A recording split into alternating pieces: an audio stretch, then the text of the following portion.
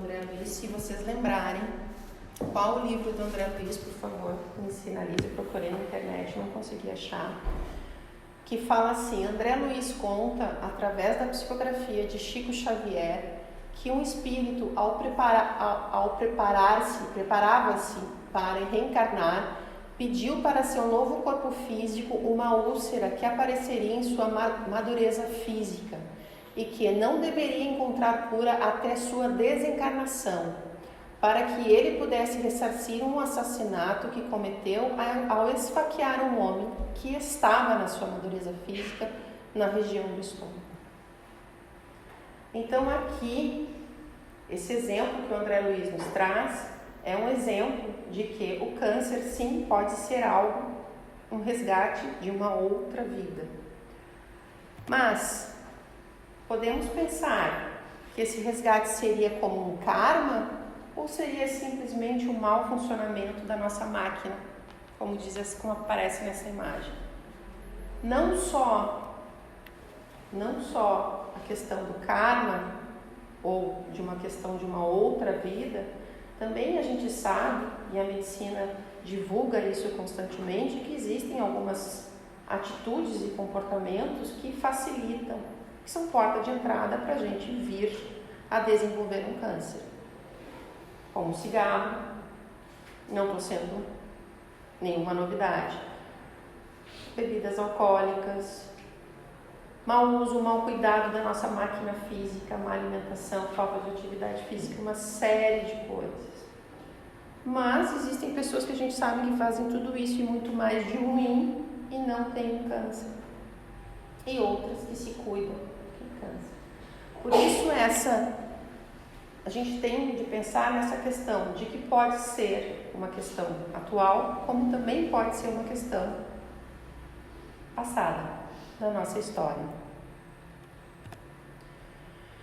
E aí o Evangelho segundo o Espiritismo nos diz: quantas doenças e enfermidades decorrem da intemperança e dos excessos de todo gênero. No capítulo Bem-aventurados os aflitos, causas atuais das aflições. Então, quando a gente tem um diagnóstico de câncer ou qualquer outra doença, o primeiro convite que é feito certamente é o da reflexão. Se o Evangelho nos diz, se a doutrina espírita nos diz que muitas doenças decorrem dos nossos excessos, das nossas faltas, da falta de cuidado conosco mesmo, para com as nossas relações, inclusive, para as nossas escolhas que fazemos. O que é o câncer? O que é a doença? O câncer, como qualquer outra doença, é uma espécie de depuração do espírito. É como se estivesse sendo realizado um processo de limpeza no espírito, pois todos os sentimentos ruins que são absorvidos refletem em doença no corpo. São atitudes, pensamentos e sentimentos ruins que o corpo materializa e vira doença. Na psicologia existe um livro que se chama O Corpo Fala. E muitos outros autores, como da terapia comunitária, Alberto Barreto, também diz: o que a boca cala, o corpo fala. Então, a doença e o câncer em especial tem muito a ver com a nossa relação com o mundo. O que calamos, o que falamos, que escolhas fazemos enquanto marido, esposa, filho, filha, colega de trabalho, chefe, subordinado, vizinho, amigo, desconhecido, aquele estranho que às vezes vem te pedir dinheiro e a gente trata mal, ou diz que não tem dinheiro, porque não sabe se a pessoa realmente está precisando ou não. A verdade, a grande verdade, que nós julgamos os outros o tempo inteiro. E não estou falando isso aqui como uma crítica. É automático. Porque nossa referência de mundo sempre vai ser nós mesmos. Nossa história, nossa aprendizagem, nossa vivência, a história da nossa família, as ideias da nossa família, das pessoas com as quais nos relacionamos. Sempre que vemos alguém ou algo ou alguma circunstância, nós julgamos a partir dessa perspectiva. É automático. Então não adianta a gente querer dizer que não vai julgar porque a gente julga. Então é uma estratégia de reconhecimento para nós mesmos. O pulo do gato aqui é o que eu faço com esse julgamento. Que tipo de julgamento é esse que eu faço do outro? E, consequentemente, de mim mesmo. Se tu vê alguém maltrapilho na rua, é um preguiçoso. Será? Se tu vê uma mulher careca na rua, ela tem câncer. Será? Se tu vê uma pessoa apressada na rua, ela está querendo atender uma emergência. Será? A gente não sabe. Mas a gente julga. Julga no sentido de tentar compreender o outro. E que sejam os nossos julgamentos no intuito de compreender, de um olhar benevolente como Jesus tinha para conosco. Porque é este julgamento automático que a gente faz que determina as nossas relações. Concorda? Então, cuidado com o que você julga no outro, porque é a partir daí que você vai estabelecer uma relação com o outro. E essas relações, elas podem se construir de forma positiva ou não. Uma coisa básica, cotidiana, estava vindo para cá, chamei o Uber, eu moro num condomínio gigante, o cara não me achou. Estava subindo de um lado para o outro dentro do condomínio. Quando ele finalmente me achou, ele estava bem feliz, mas fala feliz. Eu entrei no carro, já senti aquela energia assim, vontade de descer do carro, né? Assim, não, vamos pensar o seguinte, vamos pensar, eu preciso fazer uma prece para ele e não entrar na energia dele. Fiquei quieta, tempo. Eu tinha dito que ia pagar em dinheiro, na verdade eu não tinha dinheiro, tinha Pix, então nem vou falar mais pertinho da casa espírita, porque se ele for brigar comigo, deixa para ele brigar mais perto. Não vou trazer para mim uma energia que não precisa.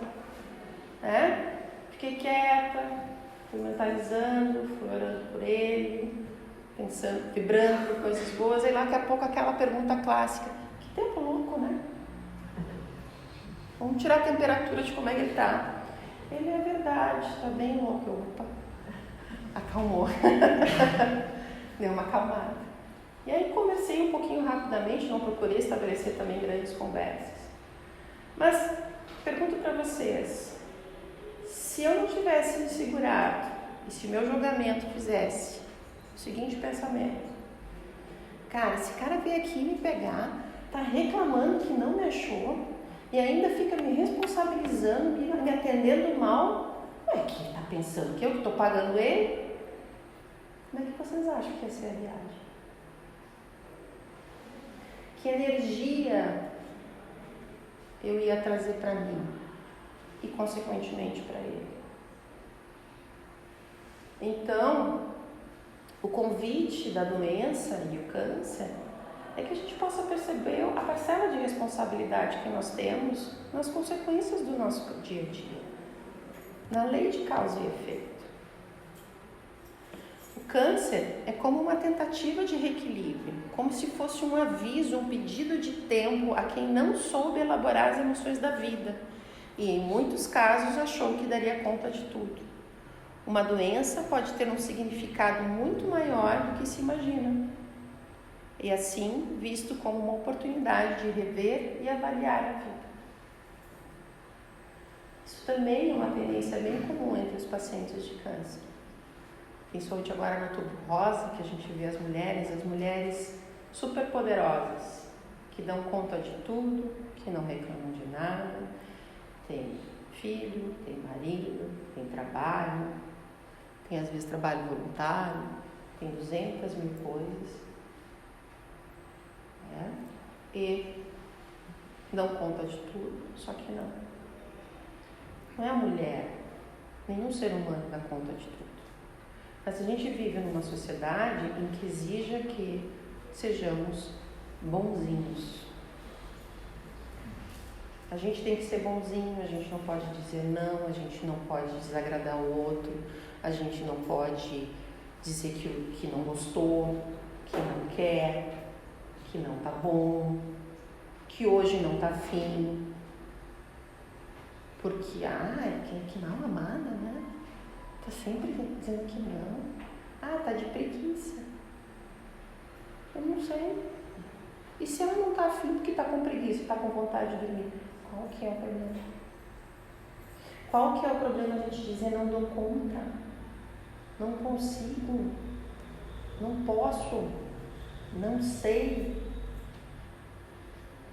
Essa palavra é algo que parece que foi excluído. Essa expressão é algo excluído da nossa sociedade. E é a partir do limite que a gente se fortalece e reconhece. O próprio processo de desenvolvimento da criança é no limite que ela reconhece até onde ela pode ir. Um animal sabe disso. Estou olhando no Instagram um vídeo de um cachorro sobre uma plataforma de vidro, ele não vai, porque ele não reconhece o limite. Ele não enxerga o limite, ele não vai se arriscar para além do que ele não consegue ver. Por que a gente se arrisca? Por que a gente extrapola o limite?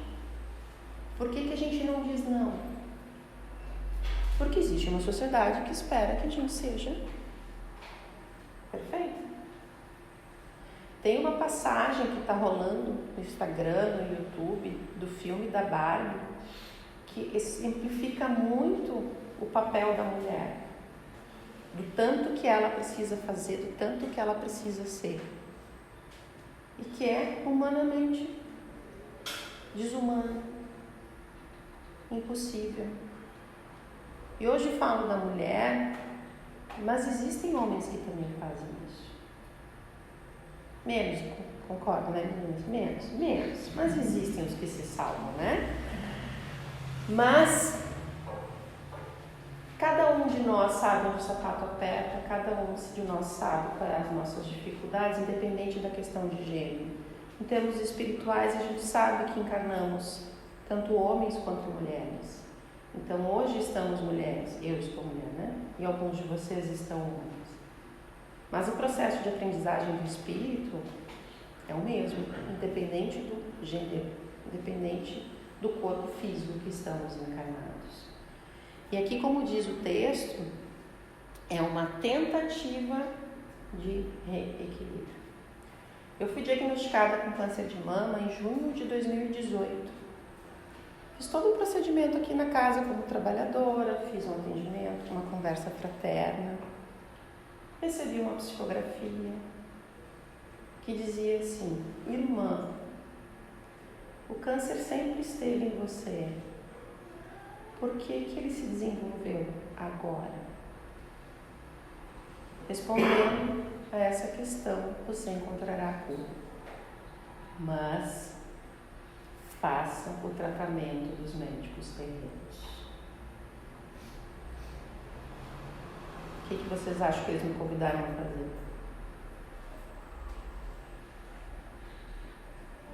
A pensar, né? Sempre teve comigo. É uma célula minha que mudou. Não é uma célula da Lili, ou da Fabiana, ou da Sandra, ou do André. Dos dois Andrés, tem um aqui e um aqui. É uma célula minha. E a psicografia foi bem clara. Responda essa pergunta.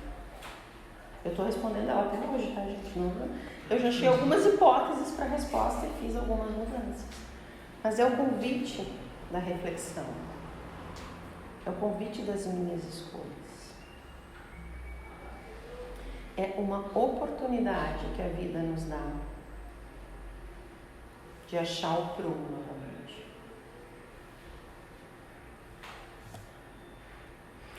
E essa foi a frase que hoje eu descobri que não é uma passagem bíblica, apesar dela ser bastante comumente usada, que quando eu fui diagnosticada, a primeira coisa que vem na cabeça, porque eu sou trabalhadora da casa espírita, eu sou tão boazinha, eu tenho bônus hora, eu coordeno no grupo do ED, eu cuido da tenho uma filha de 2 anos, sou casada, tenho tudo bonitinho, porque eu...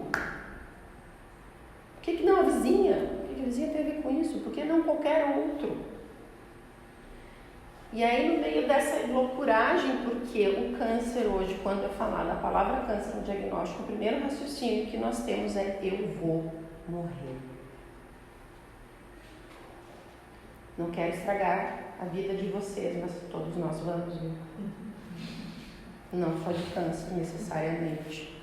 Vamos morrer de várias coisas, até se atravessar a rua e não olhar para o lado. E foi quando essa frase me foi intuída: não cai uma folha da árvore se Deus não deixar, foi para mim o gatilho da resignação e da fé. Se eu morrer, minha filha de 2 anos tem um pai, tem um avô, tem tios, tem tias, tem amigos meus, do pai dela, que vão auxiliar. Se eu morrer, o que posso eu fazer além de aceitar? Mas não vou me entregar sem lutar, né? Como o gaúcho, não vamos se entregar para os homens de jeito nenhum. Não, tem que lutar, tem que pelear.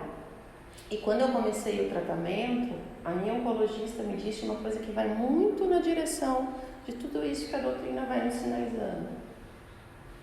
Já peguei pacientes com cânceres, que o câncer, não sei se vocês sabem, existem basicamente 3 tipos. Um que é muito, muito agressivo, extremamente rápido. Tem o que estou ali porque cheguei, vou ficar por aqui, posso te incomodar um pouco mais rápido, mas ele está ali de boa. E tem o meio termo. O meu era o meio termo, ele não era nem o descansado, mas também não era o agressivo. Era o que precisava ter atenção. Todos precisam, né? Mas uma atenção mais tranquila.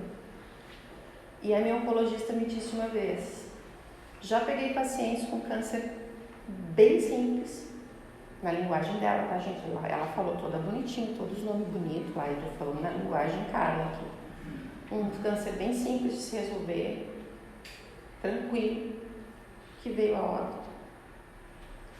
E pacientes com câncer extremamente agressivos, que quando chegaram na frente dela, ela pensou: cara, não vai dar. Não sei se vai dar, acho que não. E a paciente superava. Adivinhe qual foi a grande diferença nessas pacientes? Segundo a perspectiva da médica, que tinha alguma experiência com câncer. A cabeça, o pensamento, o posicionamento frente ao adoecer, frente ao câncer.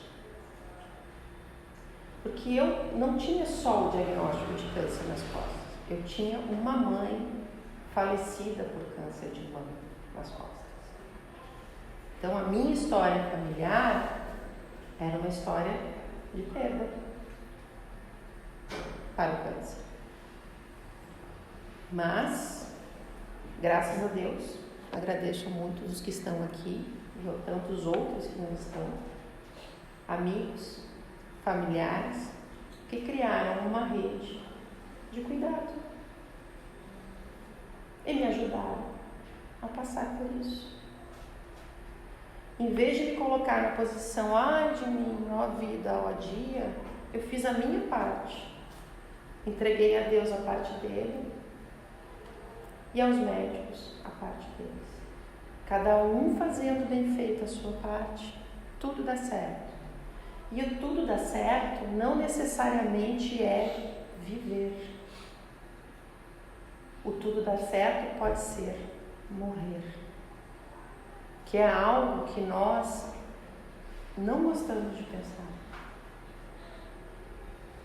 Que vamos morrer, que podemos morrer, que o nosso filho pode morrer, que a nossa mãe pode morrer, que o nosso amigo pode morrer. Mas que para o espírito a morte é a libertação. Então, por isso que eu digo, morrer também pode ser o sucesso na luta contra o câncer. Não sei qual é a história que nós fizemos para trás, não sei qual é a história que nós vamos fazer daqui para frente, mas é a possibilidade de olhar para todas essas questões com todas as possibilidades. E aí, qual é o convite que o câncer nos faz? Autorreflexão. Quem sou eu? Para onde vou? Que escolhas eu faço no meu cotidiano, nas minhas relações, nas pequenas coisas como pegar um Uber, como dar bom dia para a pessoa que passa na rua ou para o vizinho do elevador, ou não.